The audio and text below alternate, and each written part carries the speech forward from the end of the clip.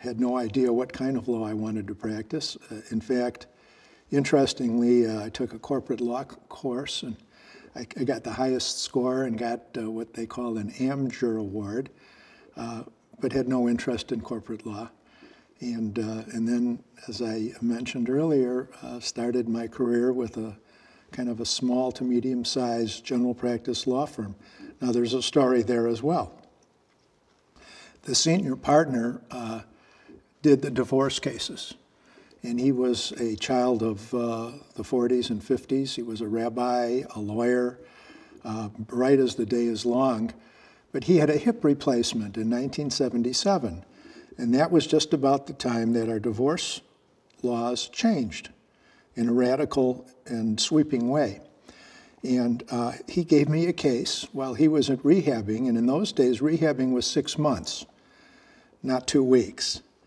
So that was my first divorce trial, and I was off to the races. So I was the go-to guy at 27, 28 years old to handle family law cases. And then when I left, that reputation grew, it followed me, and then the offer from Schiller DuCanto Fleck.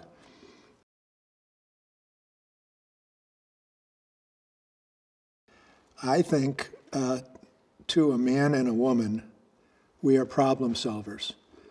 I think we put our clients first, always.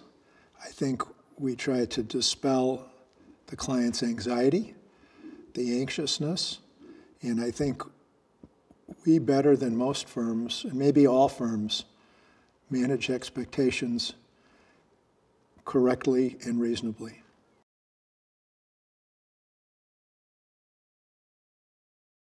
Somebody asked me a similar question, you know, how would you describe your role as an attorney in family law? And I say it's 1/3 social work, 1/3 litigation skills, and 1/3 finances.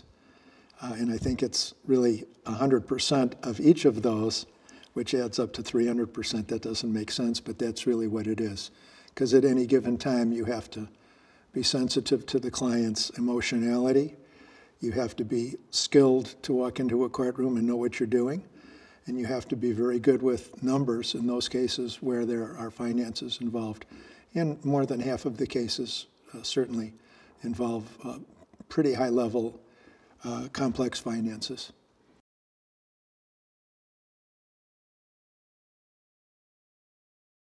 The hardest part of what I do is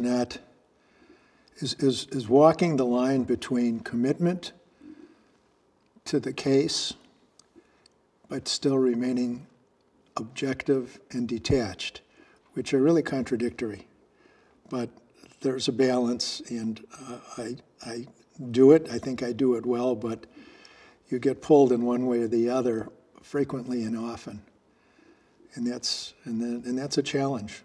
I'm not perfect. I know sometimes I get overcommitted to the case, and I just have to pull myself back and not let my emotions color, you know, the handling of the case, advice giving, and you know, it just have to be on your toes.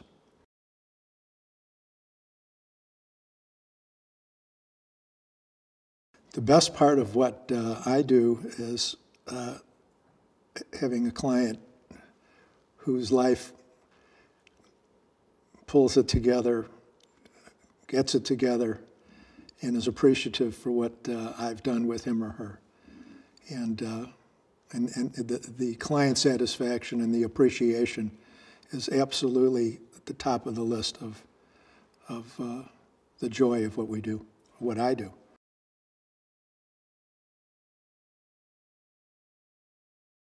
The client came to me, a grandson of a very wealthy Chicago family, 3 kids, had some personal problems that are common to many folks, and struggled. And his spouse, unfortunately, was trying to highlight his difficulties and his problems, but through some perseverance on his part and some good advice from myself and my colleague in the case, He ended up with almost a 50-50 parenting schedule, which was shocking that it turned out so well, in a very, very reasonable financial settlement. And his spouse went through 5 lawyers. And I started and I ended the case, and that was very satisfying.